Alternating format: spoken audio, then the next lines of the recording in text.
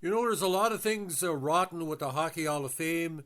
Players that should have got in years ago, like Jeremy Roenick, only got in recently. Certain players that haven't got in are kind of forgotten. Now, this guy, probably one of the most important draft picks ever in NHL history from the early years. Winner of the Canada Cup, multi-time Stanley Cup winner, winner of Summit Series 72, tied the Russians in the famous New Year's Eve game on December 31st, 75, which changed the game forever. He was a top 10 player in the league for several years, but yet Peter Mahovlich, the little M, is still not in the Hockey Hall of Fame. So this is kind of an extension of our Frank Mahovlich podcast, because you can't talk about Frank without talking about Pete. Now, a great player with the St. Mike's Majors of the Toronto OHA Junior B League at the time, Hall of Famer in that association. Now, he was more than 6'1", 190. I think it was 6'2", 6'3". Big left-handed shot, puck possession, what is his game? Now, he's the younger brother of Hockey Hall of Famer Frank Mahovlich. Frank knows that the Big M was nearly 9 years older than Pete and already played 6 full seasons with the Maple Leafs at the time Pete was drafted. Frank had also already won the NHL's Calder Trophy and played in four All-Star games. Don't really know why Toronto never took a chance on him, but Detroit had to draft ahead. In 16 years in the NHL with Detroit, Montreal, and Pittsburgh, 2 times with Detroit, 288 goals, 773 points. But in the postseason, this is where he came strong. Now, 30 goals, 42 assists for 72 points. Now, at age 25, I think his most notable achievement, he was one of 38 NHL players selected to represent Canada at the historic 72 Summit Series against the Soviet Union. Of course, he had the big short-handed goal in Game 2. He played in 7 of the Series' 8 contests, scoring 1 goal and added 1 assist to help the Canadiens win the series in dramatic fashion. But he was more of a defensive role. And of course, his biggest of the series was going off the ice when Paul Henderson was screaming at him with less than a minute left. Of course, Henderson scored the winner with 34 seconds left to allow Canada to win 4-3-1. Now, the native of Timmins, Ontario, his lone series goal came shorthanded in Game 2 to give Canada a 3-1 lead in the third period of a 4-1 victory over the Soviets at MLG. In the finale in Moscow on September 28, 72, he set up Phil Esposito for the first of 3 third-period goals that gave Canada a remarkable comfort behind win. They were trailing 5-3 entering the third. For being part of Team Canada, he was honored in induction in the Canadian Sports Hall of Fame along his Summit Series teammates in 2005. Now, his first contract was in 1966, and his debut was on December 28, 65 at Boston. His final NHL game, ironically, was Detroit visiting Montreal on January 6, 81. Now, retired in 82. He won in 71, 73, 76, and 77. Again, playing on a big line with sometimes Lemaire, sometimes Schutt with Guy Lafleur. 71, 73, 76, 77. Wore his famous number 20 in Montreal, and also carried it on to Pittsburgh in the trade.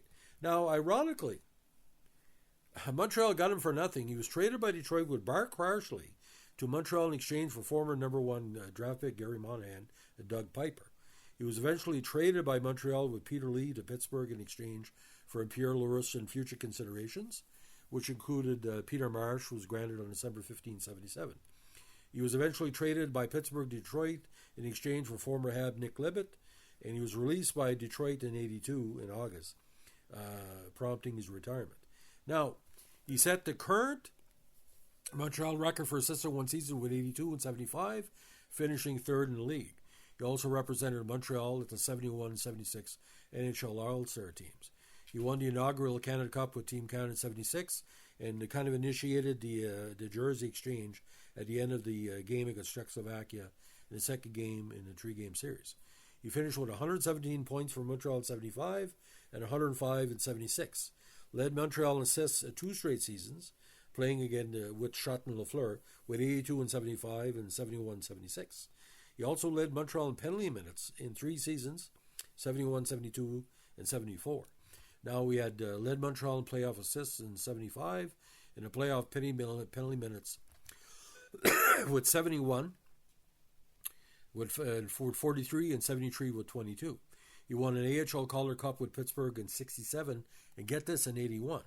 He led the AHL in playoff assists with 18 for Adirondack in 81. Now, he did a lot in hockey. He also played, again, with Hamilton of the OHA, Pittsburgh of the AHL, Fort Worth of the CHL, Montreal Voyageurs of the AHL, Adirondack of the AHL, and Toledo of the IHL. Now, he was an IHL coach for a number of seasons, and also was a front office manager with IHL for years. A acclaimed scout with the Rangers, also with Edmonton. He was also director of pro scouting with Tampa Bay for a season, named Atlanta Pro Scout, and he was Florida Pro Scout for years.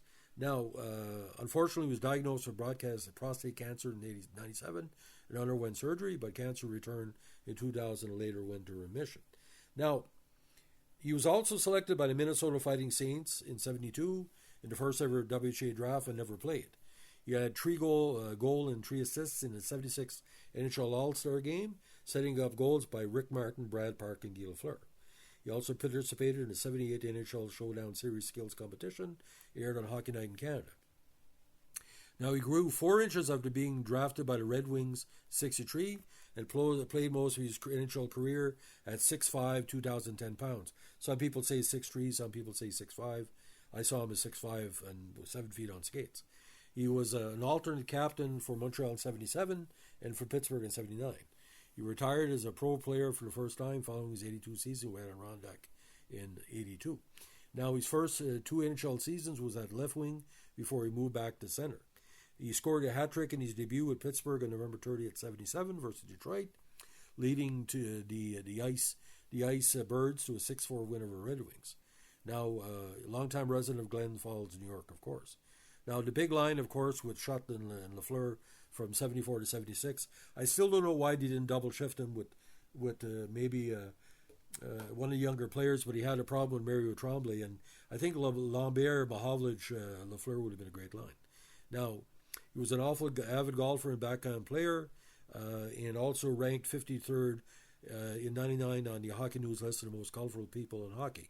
Now, what stands about Pete, his dedication to hockey, his great personality, and his popularity with Montreal and Pittsburgh. Now, he had such a popularity in Pittsburgh, cheers to Pete were common when Mahovlich made one of his end-to-end dashes up the ice. He was characterized as an easygoing, joyful, and a partygoer in Ken Dryden's book, The Game. Of course, he had the difficulty with Mario Tremblay, which may have led to his trade or may not. Now, again, Hamilton Red Wings didn't really justify a number 2 pick, but here we go. He played 3 seasons with them, 47 points, 55, and 36. First game with Detroit was in 66, where he had 1 assist in 3 games. Now, he only had 1 game in his first NHL season, but was sent down to Pittsburgh for seasoning. Now, he played with Fort Worth in Detroit in 68, scoring 20 counters with Fort Worth and 6 with Detroit. 69, again, not doing much with Detroit scoring, only 4 points. But the trade to the Habs really helped him, especially in the 1970 season, where he had 9 goals and 8 counters in 17 games. The Voyageurs, he had a strong half season in 70 with 21 goals. Now, he's playing with Montreal. The whole of his game was 35 goals, 100 points or close to it. And what he did with Montreal, he had some injuries. But when he put him with Schutt and Lafleur, it was like Monet and Dali and Picasso in the same painting group. Just tremendous. Now, I know he needed LaRouche, but he did pretty good in Pittsburgh. He had 25 goals in that first season. But eventually back in Detroit. Now, after he did come back with Toledo in 86, playing 23 games and 14 assists. Now, on the international level, again, Summit Series, 2 points in 72. Canada Cup, 5 points in 76. But like I said, Pete Mahovlich was just like Larry Robinson in Montreal. He was a very dedicated player. Now, here's the 5 reasons I think Peter Mahovlich in the Hall of Fame. The 4 Stanley Cups is number 1. Canada Cup 76, number 2. Summit Series 72. And again, against the Russians in 75. He apologized on national TV, what I think it was Gary Dornhofer and Howie Meeker said we couldn't have bet the Russians.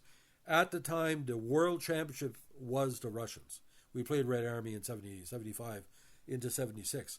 Pete Mahovlich was as part of the three of the greatest Canadian teams of all time. 2 Team Canada, 1 the Canadiens. From 1972 to 76, when we reestablished ourselves as the best team in the world.